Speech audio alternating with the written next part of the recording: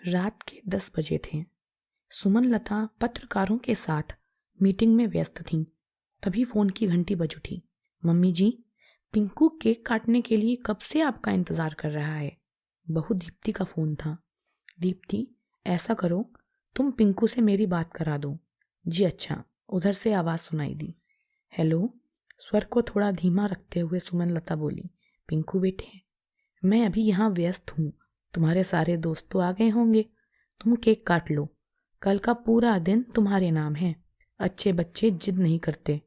अच्छा, happy birthday. खूब खुश रहो। अपने पोते को बहलाते हुए सुमन लता ने फोन रख दिया। दोनों पत्रकार ध्यान से उनकी बातें सुन रहे थे। बड़ा कठिन दायित्व है आपका। यहाँ मान सायन की सारी जिम्मेदारी संभालें तो घर छूटता है, और घर संभालें तो ऑफिस। अखिलेश की बात दूसरे पत्रकार रमेश ने पूरी की। हाँ, पर आप लोग कहाँ मेरी परेशानियां समझ पा रहे हैं। चलिए पहले चाय पीजिए, सुमन लता ने हंसकर कहा था। नौकरानी जमुना तब तक चाय की ट्रे रख गई थी। अब तो आप लोग समझ गए होंगे कि कल रात को उन दोनों बुजुर्गों को क्यों मैंने यहाँ वृद्धाश्रम में रहने से मना किया था। मैंने उनसे सिर्फ यही कहा था कि बाबा, यहाँ हॉल में बीड़ी पीने की मनाही है, क्योंकि दूसरे कई वृद्ध अस्थमा के रोगी हैं, उन्हें परेशानी होती है। अगर आपको इतनी ही तलब है तो बाहर जाकर पिएं। बस इसी बात पर वे दोनों यहाँ से चल दिए। और आप लोगों से पता नहीं क्या कहा कि आपके अखबार ने छाप दिया कि आधी रात को कड़कती सर्दी में 2 वृद्धों को मान सायन से बाहर निकाल दिया गया। नहीं नहीं, अब हम आपकी परेशानी समझ गए हैं। अखिलेश जी यह कहते हुए उठ खड़े हुए। मैडम, अब आप भी घर जाइए, घर पर आपका इंतजार हो रहा है, राकेश ने कहा। सुमन लता उठ खड़ी हुई और जमुना से बोली, ये फाइलें अब मैं कल देखूंगी, इन्हें अलमारी में रखवा देना। और हाँ, ड्राइवर से गाड़ी निकालने को कहो। तभी चौकीदार ने दरवाज़ा खटखटाया था। मम्मी जी, बाहर गेट पर कोई औरत आपसे मिलने को खड़ी है। जमुना, जरा देख तो कौन है। यह कहते हुए सुमन लता बाहर जाने को निकली। गेट पर कोई 24-25 साल की युवती खड़ी थी।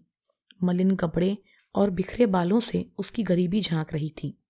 उसके साथ एक 2.5 साल की बच्ची थी, जिसका हाथ उसने थाम रखा था, और दूसरा छोटा बच्चा गोदी में था। सुमन लता को देखते ही वह औरत रोती हुई बोली, मम्मी जी, मैं गुड्डी हूँ, गरीब और बेसहारा। मेरी खुद की रोटी का जुगाड़ नहीं तो बच्चों को क्या खिलाऊं। दया करके आप इन दोनों बच्चों को अपने आश्रम में रख लो।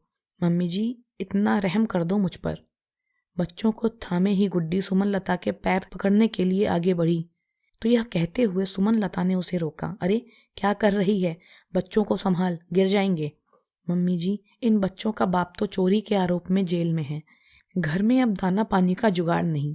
मैं अबला औरत। उसकी बात बीच में काटते हुए सुमन लता बोली, कोई अबला नहीं हो तुम, काम कर सकती हो, मेहनत करो, बच्चों को पालो, समझी।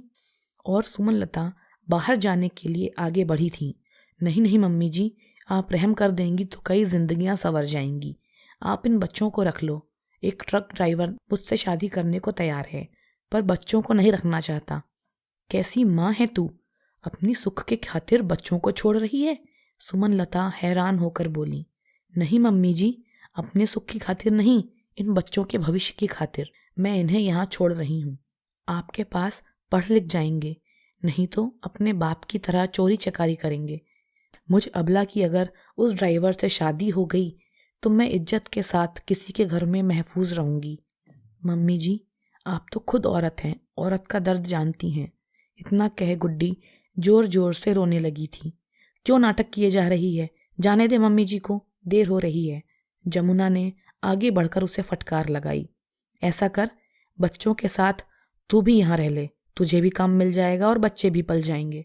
सुमन लता ने कहा, मैं कहाँ आप लोगों पर बोझ बनकर रहूं मम्मी जी, काम भी जानती नहीं, और मुझ अकेली का क्या, कहीं भी 2 रोटी का जुगाड़ हो जाएगा। अब आप तो इन बच्चों का भविष्य बना दो। अच्छा, तो तू उस ड्राइवर से शादी करने के लिए अपने बच्चों से पीछा छुड़ाना चाह रही है। सुमन लता की आवाज तेज हो गई। देख, या तो तू इन बच्चों के साथ यहाँ पर रह, तुझे मैं नौकरी दे दूंगी, या बच्चों को छोड़ जा, पर शर्त यह है कि तू फिर कभी इन बच्चों से मिलने नहीं आएगी। सुमनलता ने सोचा कि यह शर्त एक माँ कभी नहीं मानेगी, पर आशा के विपरीत गुड्डी बोली, ठीक है मम्मी जी, आपकी शरण में है तो मुझे क्या फिक्र, आपने तो मुझ पर एहसान कर दिया। आंसू पोंछती हुई वह जमुना को दोनों बच्चे थमाकर तेजी से अंधेरे में विलीन हो गई थी। अब मैं कैसे संभालूं इतने छोटे बच्चों को, हैरान जमुना बोली। गोदी का बच्चा तो अब जोर जोर से रोने लगा था और बच्ची कोने में सहमी खड़ी थी। कुछ देर सोच में पड़ी सुमनलता फिर बोली, देखो ऐसा है, अंदर थोड़ा दूध होगा, छोटे बच्चे को दूध पिलाकर पालने में सुला देना, बच्ची को भी कुछ खिला पिला देना, बाकी सुबह आकर देखूंगी। ठीक है मम्मी जी, कहकर जमुना बच्चों को लेकर अंदर चली गई। सुमनलता बाहर खड़ी गाड़ी में बैठ गई। उनके मन में एक अजीब अंतर्द्वंद शुरू हो गया कि क्या ऐसी भी माँ होती है जो जानबूझकर दूध पीते बच्चों को छोड़ गई। अरे इतनी देर कैसे लग गई, पता है तुम्हारा इंतजार करते करते पिंकू सो भी गया, कहते हुए पति सुबोध ने दरवाजा खोला था। हाँ पता है, पर क्या करूं, कभी कभी काम ही ऐसा आ जाता है कि मजबूर हो जाती हूँ। तब तक बहू दीप्ति भी अंदर से उठकर आ गई। माँ खाना लगा दूं? नहीं, तुम आराम करो, मैं कुछ थोड़ा बहुत खुद ही निकाल कर खा लूंगी। ड्राइंग रूम में गुब्बारे खिलौने सब बिखरे पड़े थे। उन्हें देखकर सुमनलता का मन भर आया कि पोते ने उनका कितना इंतजार किया होगा। सुमनलता ने थोड़ा बहुत खाया, पर मन का अंतर्द्वंद अभी भी खत्म नहीं हुआ था, इसलिए उन्हें देर रात तक नींद नहीं आई थी।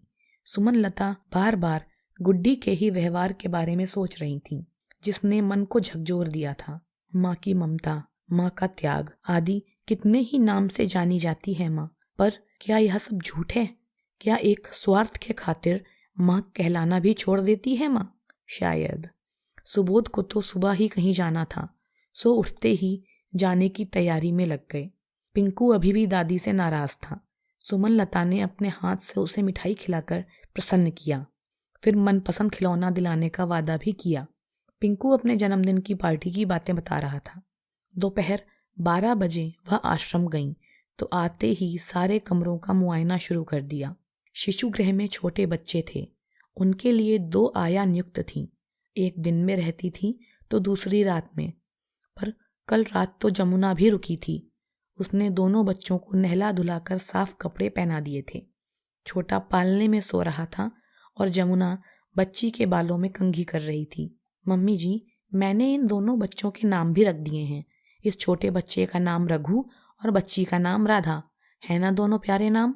जमुना ने अब तक अपना अपनत्व भी उन बच्चों पर उड़ेल दिया था। सुमनलता ने अब बच्चों को ध्यान से देखा। सचमुच दोनों बच्चे गोरे और सुंदर थे। बच्ची की आंखें नीली और बाल भूरे थे। अब तक दूसरे छोटे बच्चे भी मम्मी जी कहते हुए सुमनलता के इर्द गिर्द जमा हो गए थे। सब बच्चों के लिए आज वह पिंकू के जन्मदिन की टॉफियां लाई थीं, वही थमा दी। फिर आगे जहाँ कुछ बड़े बच्चे थे, उनके कमरे में जाकर उनकी पढ़ाई लिखाई व पुस्तकों की बात की। इस तरह आश्रम में आते ही बस कामों का अंबार लगना शुरू हो जाता था। कार्यों के प्रति सुमनलता के उत्साह और लगन के कारण ही आश्रम के काम सुचारू रूप से चल रहे थे। 3 माह बाद एक दिन चौकीदार ने आकर खबर दी, मम्मी जी, वह औरत जो उस रात बच्चों को छोड़ गई थी आई है और आपसे मिलना चाहती है। कौन? वह गुड्डी। अब क्या करने आई है? ठीक है, भेज दो। मेज की फाइलें एक ओर सरकाकर सुमनलता ने अखबार उठाया। मम्मी जी, आवाज की तरफ नजर उठी तो दरवाजे पर खड़ी गुड्डी को देखते ही वह चौंक गई। आज तो जैसे वह पहचान में ही नहीं आ रही थी। 3 महीने में ही शरीर भर गया था, रंग रूप और निखर गया था। कानों में लंबे लंबे चांदी के झुमके, शरीर पर काला चमकीला सूट, गले में बड़ी सी मोतियों की माला, होठों पर गहरी लिपस्टिक लगाई थी और किसी सस्ते परफ्यूम की महक भी वातावरण में फैल रही थी। मम्मी जी, बच्चों को देखने आई हूँ। बच्चों को? यह कहते हुए सुमनलता की त्योरियां चढ़ गईं। मैंने तुमसे कहा तो था कि तुम अब बच्चों से कभी नहीं मिलोगी, और तुमने मान भी लिया था। अरे वाह, एक माँ से आप यह कैसे कह सकती हैं कि वह बच्चों से नहीं मिले? मेरा हक है यह तो। बुलवाइए बच्चों को। गुड्डी अकड़ कर बोली। ठीक है, अधिकार है तो ले जाओ अपने बच्चों को। उन्हें यहाँ क्यों छोड़ गई थी तुम? सुमनलता को भी अब गुस्सा आ गया था। हाँ, छोड़ रखा है, क्योंकि आपका यह आश्रम है ही गरीब और निराश्रित बच्चों के लिए। नहीं, यह तुम जैसों के बच्चों के लिए नहीं है, समझी? अब या तो बच्चों को ले जाओ या वापस जाओ, सुमनलता ने भन्ना कर कहा था। अरे वाह, इतनी हेकड़ी! आप सीधे से मेरे बच्चों को दिखाइए, उन्हें देखे बिना मैं यहाँ से नहीं जाने वाली। चौकीदार, मेरे बच्चों को ले आओ। कहा ना, बच्चे यहाँ नहीं आएंगे। चौकीदार, बाहर करो इसे। सुमनलता का तेज स्वर सुन गुड्डी और भड़क गई। अच्छा, तो आप मुझे धमकी दे रही हैं? देख लूंगी, अखबार में छपवा दूंगी कि आपने मेरे बच्चे छीन लिए। क्या दादागिरी मचा रखी है, आश्रम बंद करवा दूंगी। चौकीदार ने गुड्डी को धमकाया और गेट से बाहर कर दिया। सुमनलता का और खून खोल गया था। क्या क्या रूप बदल लेती है ये औरतें। उधर हो हल्ला सुनकर जमुना भी आ गई थी। मम्मी जी, आपको इस औरत को उसी दिन भगा देना था। आपने इसके बच्चे रखे ही क्यों? अब कहीं अखबार में। अरे कुछ नहीं होगा, तुम लोग भी अपना अपना काम करो। सुमनलता ने जैसे तैसे बात खत्म की, पर उनका सिर दर्द शुरू हो गया था। पिछली घटना को अभी महीना भर भी नहीं बीता होगा कि गुड्डी फिर आ गई। इस बार पहले की अपेक्षा कुछ शांत थी। चौकीदार से ही धीरे से पूछा था उसने कि मम्मी जी के पास कौन है? पापा जी आए हुए हैं, चौकीदार ने दूर से ही सुबोध को देखकर कहा था। गुड्डी कुछ देर तो चुप रही, फिर अनुनय भरे स्वर में बोली, चौकीदार, मुझे बच्चे देखने हैं। कहा था कि तू मम्मी जी से बिना पूछे नहीं देख सकती बच्चे, फिर क्यों आ गई? तुम मुझे मम्मी जी के पास ही ले चलो, या जाकर उनसे कह दो कि गुड्डी आई है। कुछ सोचकर चौकीदार ने सुमनलता के पास जाकर धीरे से कहा, मम्मी जी, गुड्डी फिर आ गई है, कह रही है कि बच्चे देखने हैं।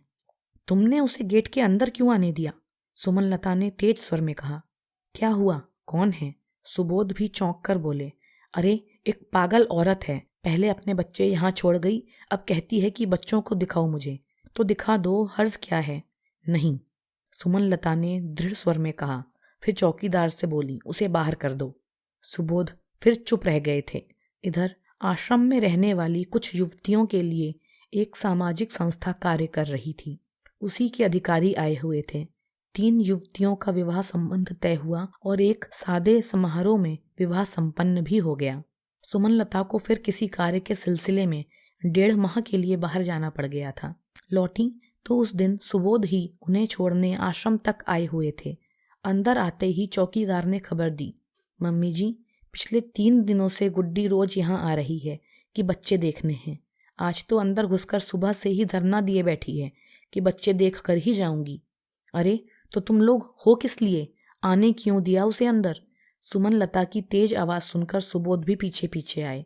बाहर बरामदे में गुड्डी बैठी थी। सुमनलता को देखते ही बोली, मम्मी जी, मुझे अपने बच्चे देखने हैं। उसकी आवाज को अनसुना करते हुए सुमन तेजी से शिशु गृह में चली गई थी। रघु खिलौने से खेल रहा था।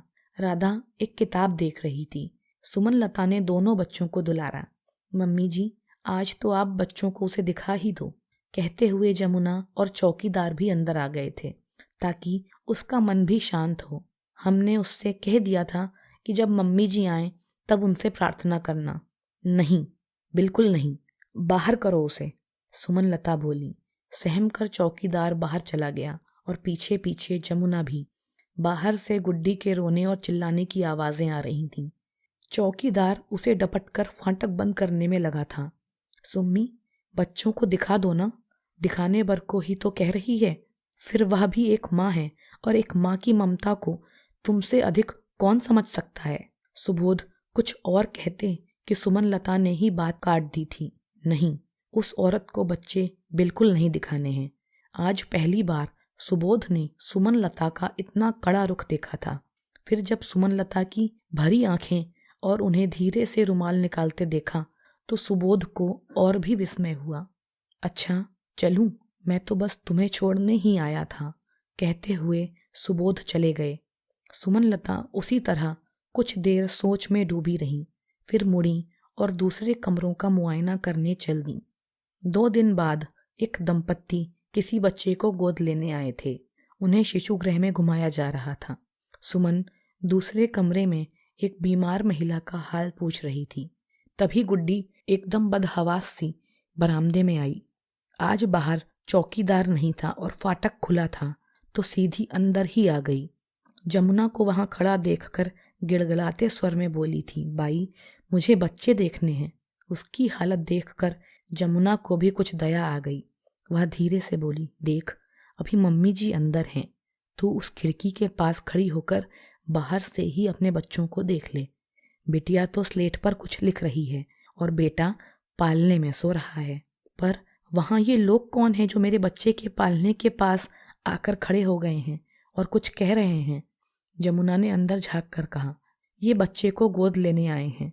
शायद तेरा बेटा पसंद आ गया है इन्हें, तभी तो उसे उठा रही है वह महिला। क्या? गुड्डी तो जैसे चीख पड़ी थी। मेरा बच्चा? नहीं, मैं अपना बेटा किसी को नहीं दूंगी।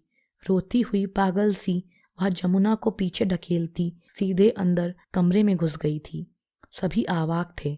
हो हल्ला सुनकर सुमन लता भी उधर आ गई थी कि हुआ क्या है। उधर गुड्डी जोर जोर से चिल्ला रही थी कि यह मेरा बेटा है, मैं इसे किसी को नहीं दूंगी। झपट कर गुड्डी ने बच्चे को पालने से उठा लिया था।